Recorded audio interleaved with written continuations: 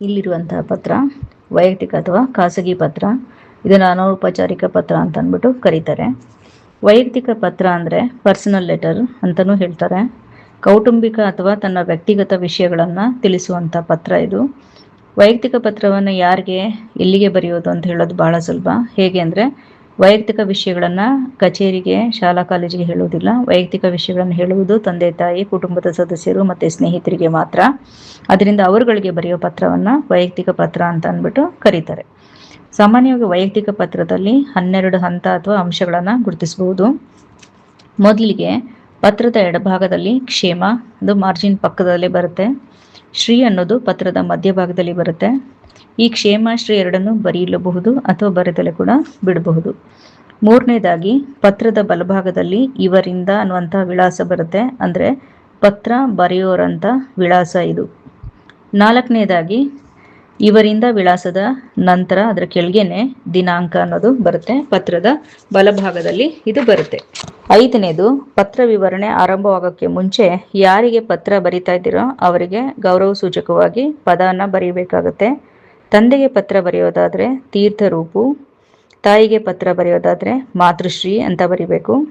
ದೊಡ್ಡಪ್ಪ, ಚಿಕ್ಕಪ್ಪ ಮೊದಲಾದ ವಯಸ್ಸಿನಲ್ಲಿ ಹಿರಿಯಂತಹ ಪುರುಷರಿಗೆ ಬರೆಯೋದಾದರೆ ತೀರ್ಥರೂಪು ಸಮಾನರಾದ ಅಂತ ಬರಿಬೇಕು. ದೊಡ್ಡಮ್ಮ, ಚಿಕ್ಕಮ್ಮ ಮೊದಲಾದ ವಯಸ್ಸಿನಲ್ಲಿ ಹಿರಿಯ ಸ್ತ್ರೀಯರಿಗೆ ಬರೆಯೋದಾದರೆ ಮಾತೃಶ್ರೀ ಸಮಾನ ಅಂತ ಬರಿಬೇಕಾಗುತ್ತೆ. ಸ್ನೇಹಿತರಿಗೆ ಬರೆಯೋದಾದರೆ ನಲ್ಮೆಯ ಸ್ನೇಹಿತ, ಪ್ರೀತಿಯ ಸ್ನೇಹಿತ ಅಂತ ಅಂದ್ಬಿಟ್ಟು ಬರಿಬೇಕು.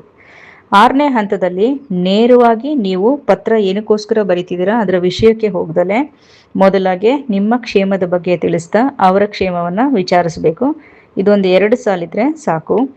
ಇನ್ನು 7ನೇ ಹಂತದಲ್ಲಿ ಯಾವ ಕಾರಣಕ್ಕೋಸ್ಕರ ಪತ್ರ ಬರಿತಾ ಇದ್ದೀರೋ ಅದರ ಸಂಪೂರ್ಣ ವಿವರ ಇಲ್ಲಿ ಬರಬೇಕು. ಇದು ಎಷ್ಟು ಸಾಲ ಬೇಕಿದ್ರೂ ಬರಿಬಹುದು. ಇನ್ನು 8ನೇ ಹಂತದಲ್ಲಿ ಪತ್ರದ ಮುಕ್ತಾಯ ಹಂತದಲ್ಲಿ ವಿವರಣೆದು ಅವರ ಆಶೀರ್ವಾದ ಬೇಡುತ್ತಾ ಪತ್ರ ವಿವರಣೆಯನ್ನು ಮುಕ್ತಾಯಗೊಳಿಸಬೇಕು. ಇದು 1ರಿಂದ 2 ಸಾಲು ಸಾಕು. ಇನ್ನು 9ನೇ ಹಂತ, ದೊಡ್ಡವರಿಗೆ ಪತ್ರ ಬರಿತಾ ಇದ್ರೆ ಪ್ರಣಾಮಗಳೊಂದಿಗೆ ಅಥವಾ ನಮಸ್ಕಾರಗಳೊಂದಿಗೆ ಅಂತ ಹೇಳ್ಬಿಟ್ಟು ಒಂದು ಕಾಮ ಹಾಕಬೇಕಾಗುತ್ತೆ. ಸ್ನೇಹಿತರಿಗೆ ಹೇಳೋದಾದ್ರೆ ಶುಭ ಹಾರೈಕೆಗಳೊಂದಿಗೆ ಅಂತ ಅಂದ್ಬಿಟ್ಟು ಬರಿಬೇಕು.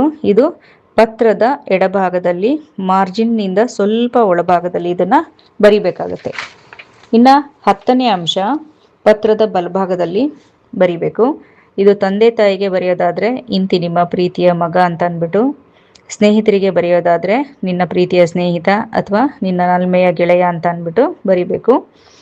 11ನೇ ಅಂಶ, ಪತ್ರ ಬರೆಯೋರದು ಸಹಿ.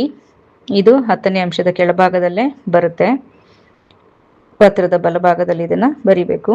ಇನ್ನು 12ನೇ ಅಂಶ, ಪತ್ರದ ಎಡಭಾಗದಲ್ಲಿ ಮಾರ್ಜಿನ್ ಪಕ್ಕದಲ್ಲಿ ಬರುವಂಥದ್ದು ಇವರಿಗೆ ವಿಳಾಸ. ಪತ್ರವನ್ನು ಯಾರಿಗೆ ಬರಿತಾ ಇದ್ದೀರೋ ಅವರ ವಿಳಾಸ ಇಲ್ಲಿ ಬರುತ್ತೆ.